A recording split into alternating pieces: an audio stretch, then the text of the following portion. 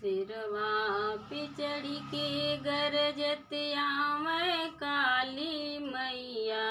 हो गंवरा वालो गवाना हो गंवरा वालो गवाना मैया के चिन्हबो ना कैन हो गंवरा वालो गवाना मैया के चिन्हबो ना कैन हो गंवरा वालो गवाना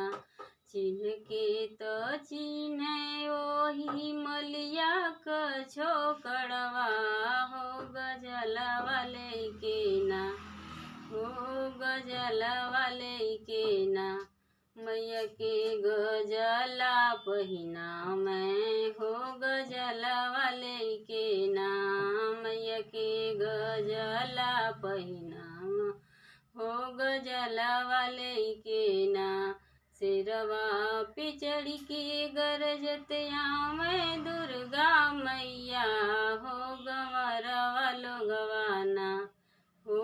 गंवरा वालो गवाना मैया के चिन्हबो ना कैन हो गंवरा वालो गवाना मैया के चिन्हबो ना कैन हो गंवरा वालो गवाना चिन्ह के तो चिन्ह ओही अहिरा क छोकड़वा हो कि घिउवा लेके ना हो कि घिउवा लेके ना मैया के हुमामा करावा हो कि घिउवा लेके ना